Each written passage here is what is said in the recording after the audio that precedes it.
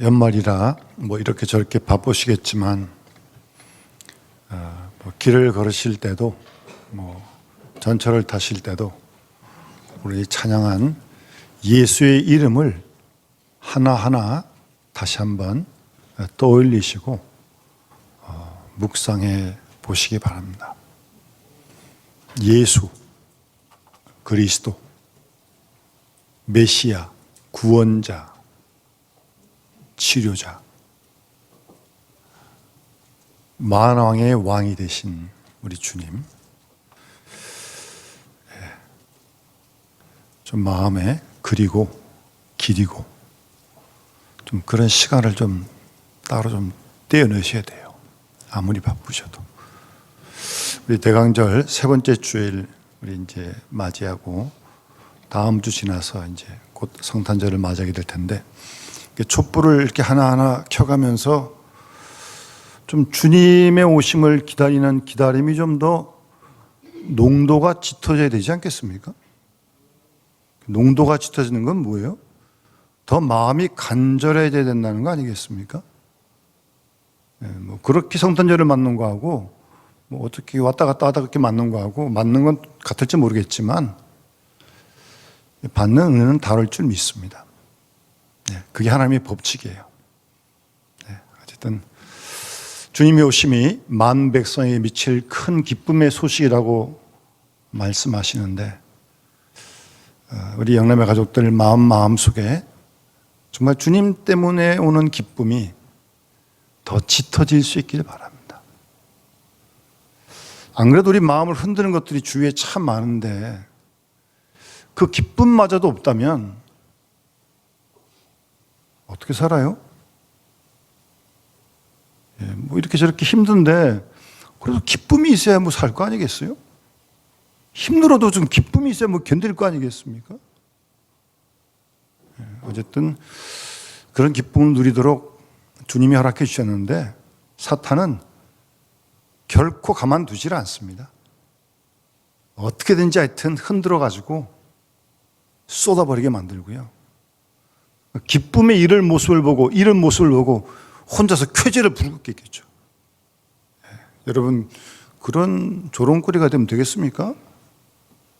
정신 바짝 차려야 합니다. 잘 기쁨을 지키시고 더 기쁨이 짙어질 수 있도록 우리가 좀 그런 은혜를 누려야 할 줄 믿습니다. 갈수록 더 힘들어지니까요. 그리고 만나는 사람들이 기쁨을 줘야 될 거 아니겠습니까? 그래도 우리 예수 믿는데 돈은 못 줄전 떡을 못 줄전 기쁨을 줘야죠. 기쁨을 만나는 사람들에게 말입니다.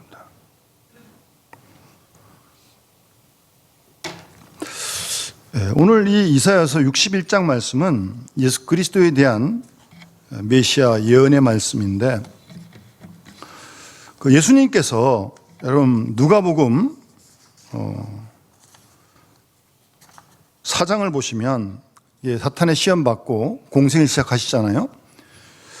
그때 4장 18절, 17절 예수님이 오늘 이 본문, 이 이사야 61장 이 말씀, 이 이사야의 글을 펴서 여길 찾으셔가지고 예수님이 이 말씀을 인용을 하셨어요. 조금 다르긴 한데 조금 짧게 인용을 하셨어요. 주의 성령이 내게 임하셨으니 이는 가난한 자에게 복음을 전하게 하시려고 내게 기름을 부으시고 나를 보내사 포로된 자에게 자유를, 눈먼 자에게 다시 보게 함을 전파하며 눌린 자를 자유롭게 하고 주의 은혜를 전파하려 하심이라. 책을 덮어 맡은 자에게 주시고 앉으시니 회당에 있는 자들이 다 예수를 주목하여 보더라. 이에 예수께서 그들에게 말씀하시되, 이 글이, 오늘 이사야서 61장의 이 말씀이 너희 귀에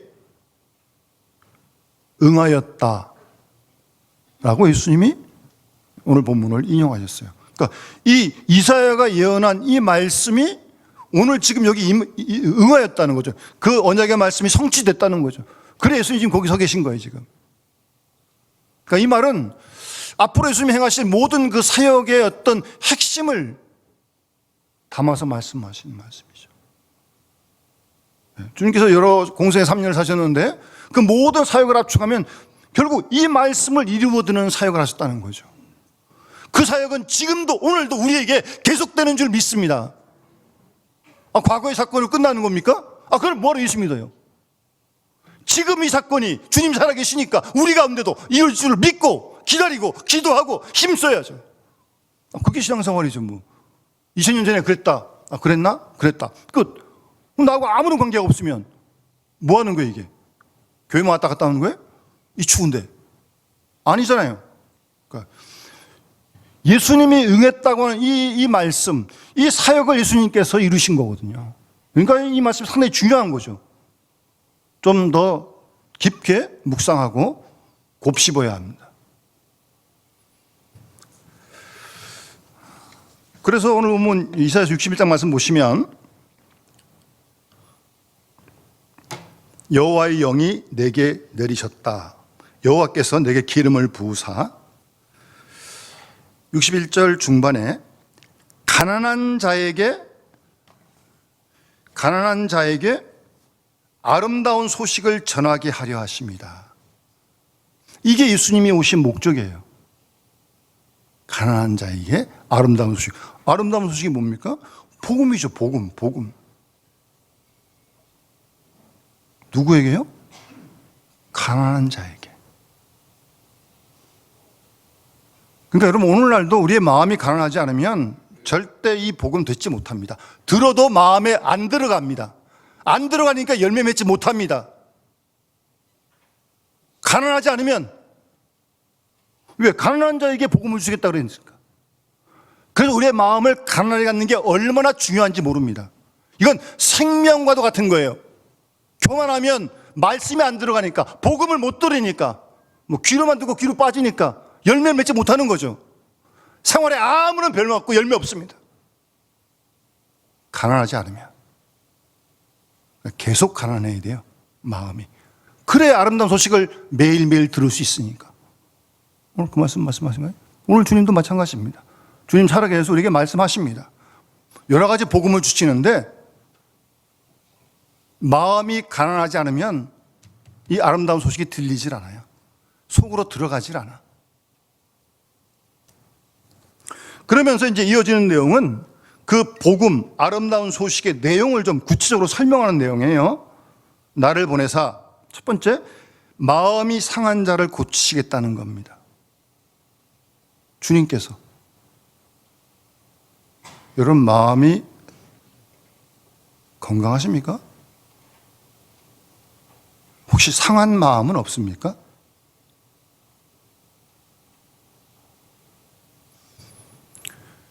어떻게 뭐 상한 마음이 없겠어요. 세상도 힘들고 인간관계도 복잡하고 걱정할 일은 뭐 한두 가지가 아닌데. 문제는 근데 그 상한 마음이 있다는 걸 본인이 모르면 이건 더 큰일입니다. 아주 치명적인 결함입니다. 고침받지 못할 테니까. 아무리 바빠도 여러분 마음이 상한 걸 체크를 못하면 뭐 체중계 올라가서 몸무게는 재는데 그건 뭐 건강을 한눈에 그냥 체크할 수 있는 거죠. 근데 마음은 그렇게 체크할 수 있는 건 아니에요. 체중이 올라간다고 마음이 아픈 게 나오나요, 뭐? 우리가 알죠. 본인이 느끼죠. 뭐, 위가 아프면 속이 쓰리잖아요. 뭐, 겔포스 먹어야 됩니까? 마음이 상하면 마음이 쓰려요. 불편해요. 그러니 그 마음에 무슨 기쁨이 있고 무슨 평화가 있겠어요. 또 그래도 또 할 일이 있으니까 또 해야 되기 때문에 왔다 갔다 하다 보면 그것도 모르고 있어. 그리고 맨날 뭐 기계처럼 아침부터 저녁까지 계속 이제 뭐 쳇바퀴 돌듯이 또 하는 거죠. 뭐 안 할 수 없으니까. 그런다고 마음이 나아지는 거 아닙니다. 착각하지 마세요. 교회만 온다고 나아지지도 않습니다. 교회 오고 다 나오면 뭐 걱정을 안 하게? 물론 오셔야 됩니다. 들어야 됩니다. 그러나 그 들은 읽은 말씀이 우리 속으로 들어가야 돼. 그래서 그 마음을 고치시겠다는 거예요. 우리 주님은 지금도 이 일을 하고 계십니다, 여러분. 살아계시다며 주님이 내 상한 마음, 아픈 마음, 두려운 마음, 염려하는 마음, 미워하는 마음 괴로워하는 마음, 그걸 어떻게 우리 주님 사랑하시는데 가만 놔두시겠어요? 예? 고치신다니까요. 고치신다고 말씀하세요. 이 일을 위해 오셨다고 말씀하시잖아요. 지금도 그 일을 하신 줄 믿습니다, 여러분.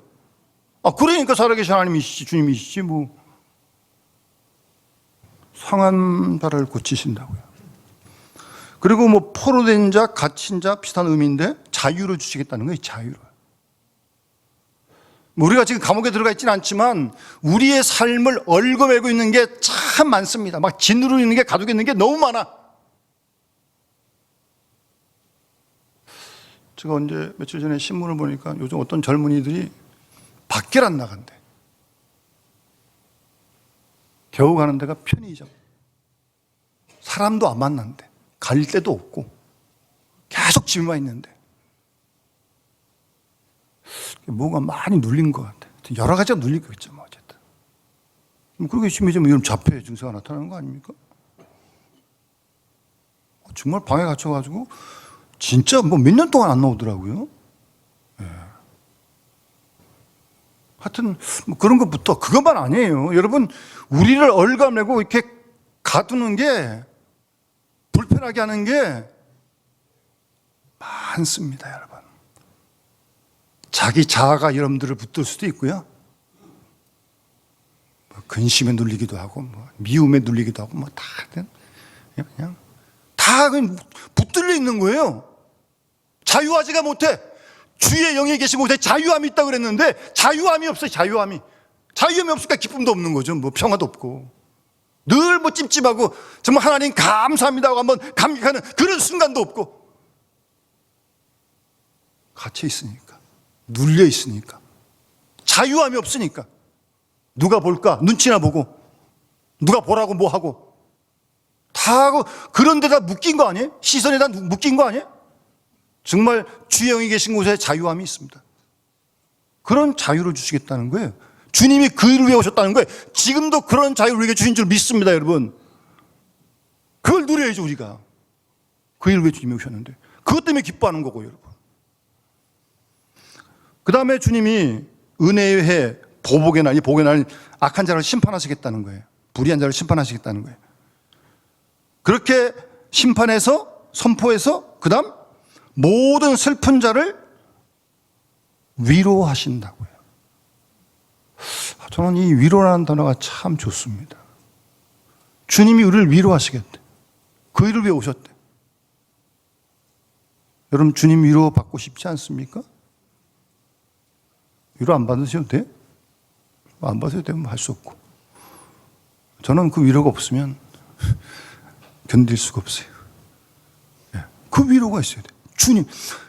이사야 40장 1절 말씀 보시면 하나님께서 포로로 잡힌 이스라엘인들에게 내 백성을 위로하라 라고 말씀하십니다. 하나님이 위로하십니다. 주님이 위로하기 위해 오셨다고 지금 말씀하시잖아요. 슬픈 자를 위로하신다고요. 원래 그 성령, 보혜사, 그 헬라어의 단어의 뜻이 곁으로 부르다, 그런 뜻이에요.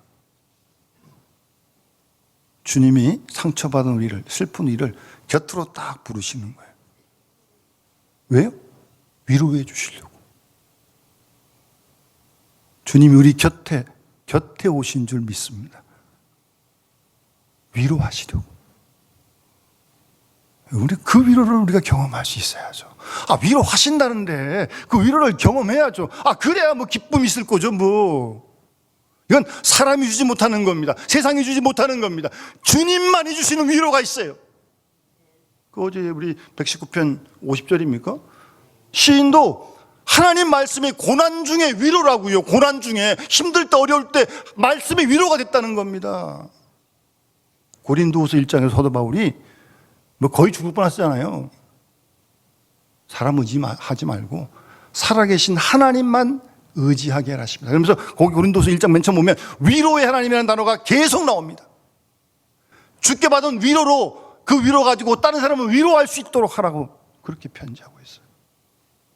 주님이 슬픈 자를 위로하십니다, 여러분. 여러분, 이 위로를 우리가 경험할 수 있어야 돼요. 그래야 세상에서 나를 지킬 수 있고 믿음을 지킬 수 있죠. 그런 위로가 없으면 우리가 어떻게 견딥니까? 위로하시겠다고 그러잖아요. 그러니까 위로함을 받은 사람의 이제 모습이 바뀐 걸 이제 설명하는 거예요. 3절에는 슬퍼하는 자에게 화관을 주어서 그 죄를 대신하여 기쁨의 기름으로 대신하고, 그러면 기쁨의 기름으로 슬픔을 대신하고 찬송의 옷으로 근심을 대신하게 하신다. 위로를 받으니까 이렇게 찬송을 부를 수 있고 기쁨이 회복되어지는 거죠. 위로받으니까. 힘든 건 계속 힘들어요. 아직 해결 안 된 일도 있어요. 그럼에도 불구하고 위로는 경험하는 거예요. 그래야 견딜 거 아니겠습니까? 그래가지고 그들이 의의 나무 곧 여호와께서 심으신 영광을 나타낼 자라 일컬음을 받게 하리라. 여러분, 이런 은혜를 경험해야 우리가 의의 나무가 되고, 그런 의의 나무인 우리가 하나님 영광을 드러낼 줄 믿습니다. 하나님 영광 드러내야 되는 거 아니에요? 우리가 교회가 딴 거 뭐 할 거 있어요? 여러분, 우리가 왜 사는 거예요 지금? 하나님 영광 드러내려고 있는 거 아니에요? 주의 뜻이 이루어지길 원하는 거 아닙니까? 근데 이런 전 과정이 없으면 이렇게 되질 않습니다. 그래서 우리가 지지난 우리 신약기도 때 누가복음 3장 말씀을 보았는데, 세례 요한의 외침입니다. 세례 요한이 예수님 전에 광야에서 외친 자의 소리가 있어 이르되, 누가복음 3장 4절입니다. 너희는 주의 길을 준비하라. 그의 오실 길을 곧게 하라. 골짜기가 메워지고 모든 산과 작은 산이 낮아지고 굽은 것이 곧아지고 험한 길이 평탄해질 것이요. 세례 요한이 이 일을 하러 왔다는 거예요. 주의 뜻이 이루어지려면 주의 길을 예비해야 되고, 주님의 오실 길을 잘 준비해야 되고, 골짜기 메워져야 되고, 교만한 거 낮아져야 되고, 굽은 거 펴져야 되고, 험한 길이 평탄해져야 주님이 고속도로처럼 쭉 오실 거 아니에요. 그러면서 맨 마지막에 모든 육체가 하나님의 구원하심을 보리라. 아멘. 하나님의 구원하심을 보기 위해서, 하나님이 영광 받으시기 위해서는요, 주의 뜻이 이루어져야 돼요. 그래야 하나님 영광 받으시는 거예요. 내 뜻? 관계없어요. 그는 주님의 뜻이 이루어져야 하나님 영광 받으시는 거 아닙니까? 그러려면 우리의 상한 마음이 고침받아야 돼요. 이거 안 고쳐지면요, 주의 뜻을 이루지 못한다니까요. 상한 마음 때문에 계속 이상한 일들이 일어나, 이상한 현상이 나타나. 그래도 누구 하나님 영광 드러내겠어요? 영광 가리는 거지. 상처된 마음 고침받아야 됩니다, 여러분. 그거 안 고침받으면 절대 영광 드러나지 못합니다. 구원 받지 못합니다. 구원이라는 게 죄 사함 구원이지만 실제 삶 속에서 구원 건짐을 받지 못하는 거예요. 자유함을 누리지 못하는데 무슨 하나님께 영광 돌리겠습니까? 내가 자유가 없는데 어떻게 불편해가지고 무슨 하나님의 뜻을 이루겠어요? 하나님 영광 못 돌립니다. 구원 못 받습니다. 구원을 보려 하는데 못 봐요. 그는 자유함이 없는데, 그리고 위로를 받지 못해. 끙끙 앓고 있어. 막 힘들어 죽겠어. 아파. 괴로워. 그래가지고 하나님 영광 드러내겠습니까? 주의 뜻이 이루어지겠어요?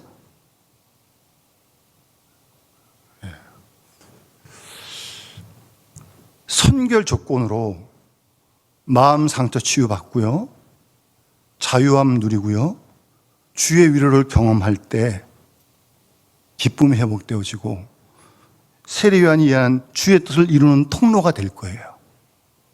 그러면 모든 육체가 구원을 보게 되고 하나님 영광 받으시는 그런 의의 나무가 되게 하겠다고 오늘 말씀하시는 겁니다, 여러분.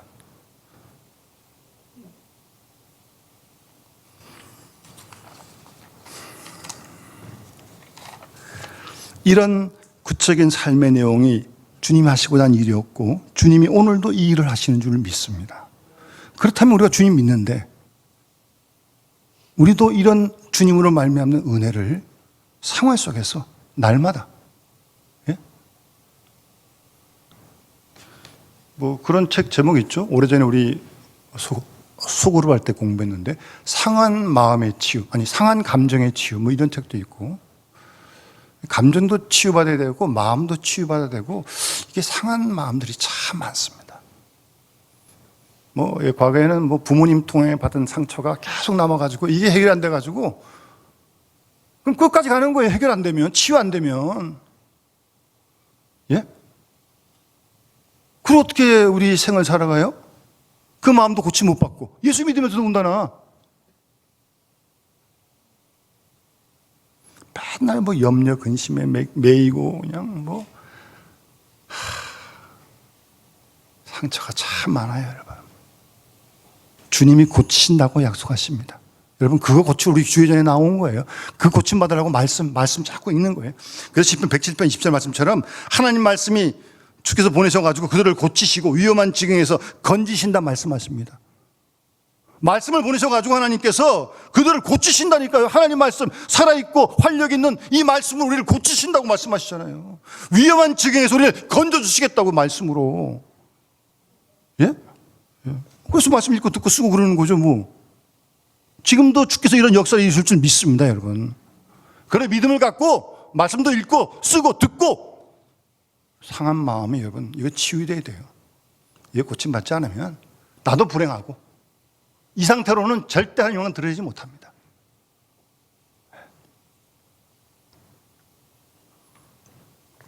그러면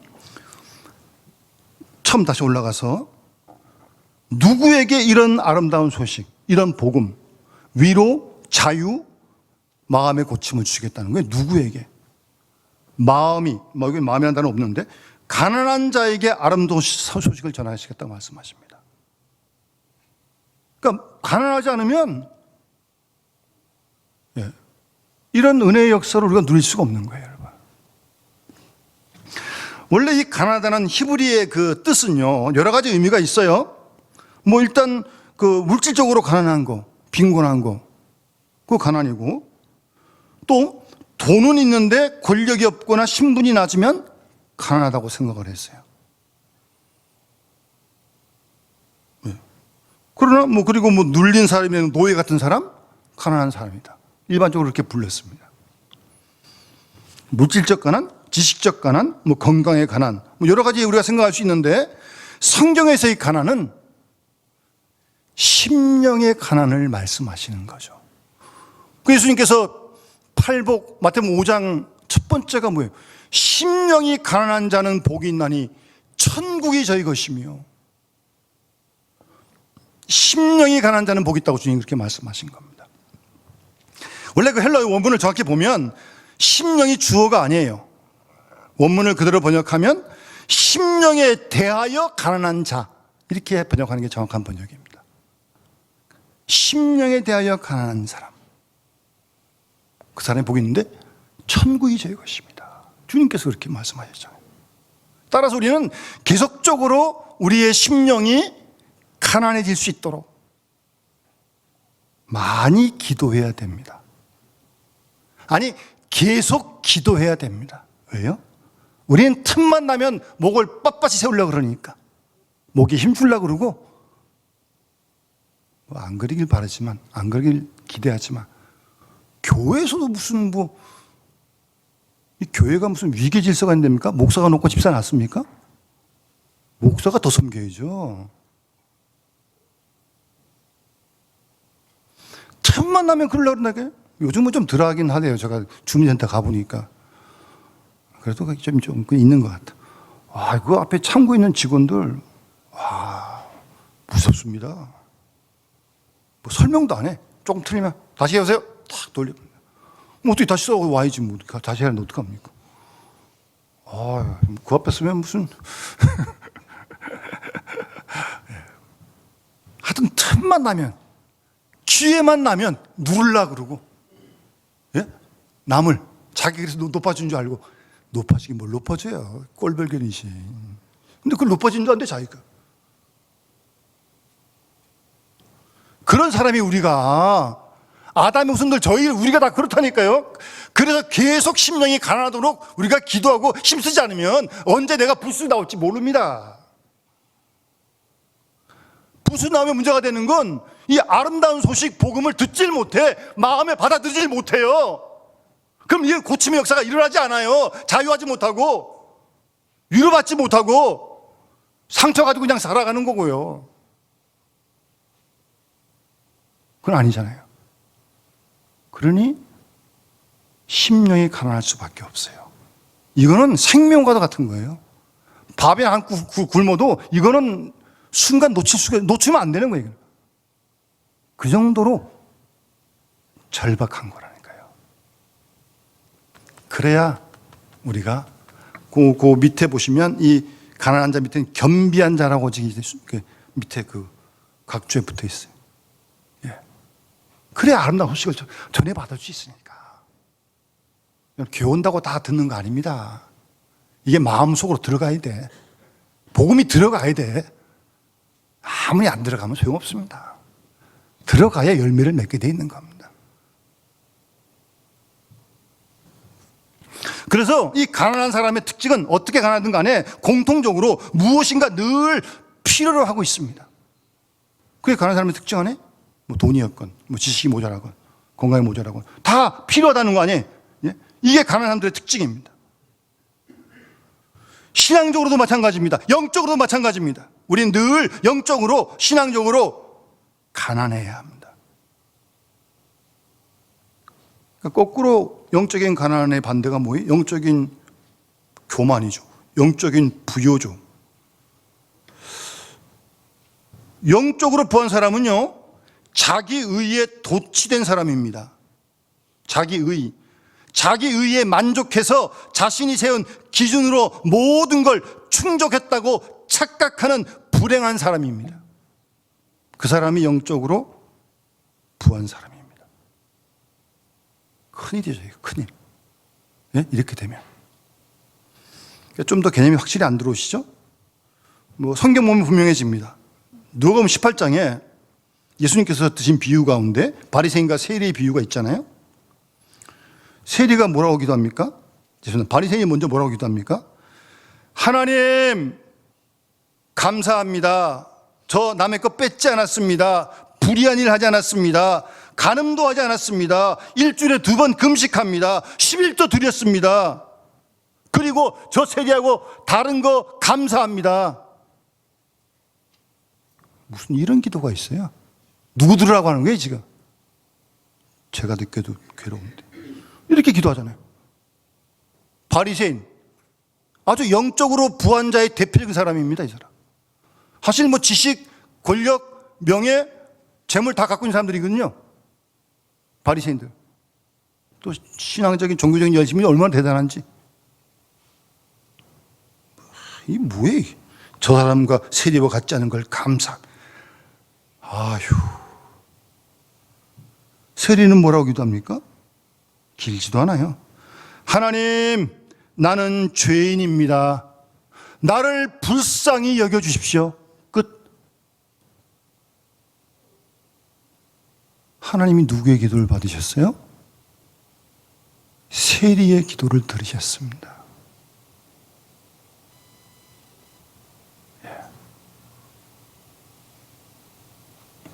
세리는 눈물을 흘리고 가슴을 치면서 하나님 앞에 그렇게 회개했던 것입니다.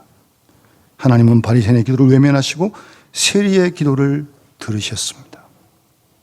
누가 영적으로 부한 사람입니까? 자기 충족에 빠진 사람입니다. 자기에게 무엇이 필요한가를 전혀 몰라요. 예? 정말 그런 사람이 있나요? 예수님 말고? 계속 부족한 거 아니에요, 우리가? 그걸 몰라. 그럼 자기 부유하되 영적으로 뭐 배우지도 않고 성숙되지도 않고 그냥 뭐. 거기에 비해서 마음이 가난한 사람은 무엇인가 도움을 절대적으로 요청하고 있습니다. 순간순간 도움을 간구하는 그런 마음이 가난한 마음입니다. 사람을 단순하게 하죠. 예? 뭐 배고플 때 뭐 딴 거 필요합니까? 먹는 것만 있으면 되는 거죠. 마치 집 나갔던 탕자가 다 망하고 뭐 돼지 음식으로 겨우 연명해 가다가 그냥 두 손 들고 아버지께 돌아오는 거 아니에요? 그냥 종이 하나로 써달라고. 자기의 모든 능력, 지혜 다 부정하고 아버지 하나님께 손들고 나오는 늘 그런 겸손한 마음. 그게 가난한 마음입니다. 영적으로 가난한 겁니다. 그게. 그런 자가 복이 있다고 예수님 말씀하십니다. 그런 자에게 이런 아름다운 소식을, 복음을 전하시겠다는 거예요. 그런 자가 듣고 마음에 새기고 그 말씀으로 열매를 맺어가는 거죠. 가난한 사람은 먹어도 또 먹어야 됩니다. 오늘만 먹으면 끝나는 게 아니라 내일도 먹어야 되고, 아니 오후에도 먹어야 되고 저녁에도 먹어야 되고 계속 먹어야 돼. 배워도 또 배워야 되고 계속적으로 구하는 그 마음이 가난한 마음입니다. 그런 마음을 우리가 지켜갈 때 아름다운 소식 주님 듣게 되고, 그 들은 복음으로 말미암는 마음의 상처 치유받고 모든 것에서 자유하게 되고 고통하고 힘들 때 위로받게 될 줄 믿습니다. 그래서 하나님 영광을 드러내는 의의 나무로 쓰여지게 될 줄 믿습니다. 그래서 함께 영광 돌리고 그것이 나에게 기쁨이고, 여러분 우리가 남은 생에 그렇게 살아가야 될 거 아니겠어요? 그보다 더한 게 뭐 있습니까? 여러분 뭘 원하세요? 뭘? 그보다 더 급한 게 있습니까? 우리가 바쁜 세상 살지만, 힘든 세상 살지만, 여러분 이거 잊어버리면 큰일 납니다. 오늘 이 말씀 다시 한번 우리가 마음에 새기면서 주님이 이 일을 위해 오셨는데, 이런 복을 주시려고 그러시는데, 이거 마음, 상한 마음 고침 받아야 됩니다, 여러분. 이거 안 고쳐지면요 절대 열매 안 맺힙니다. 안 맺힙니다. 자유함을 못 누려요. 위로도 받지 못하고. 그거 안 그래도 힘든데 맨날 어떻게 이렇게 힘들게 살아요? 네? 그럴 수는 없잖아요. 그런 것도 회복하고 의의 나무가 되어 하나님의 뜻을 이루어지는, 하나님께 올리는 우리 모든 영남의 가족들, 어르신들부터 유치부까지 다 되어주시기를 주의 이름으로 축원합니다. 찬송 292장 함께 찬양 들으며 봉헌하도록 하겠습니다.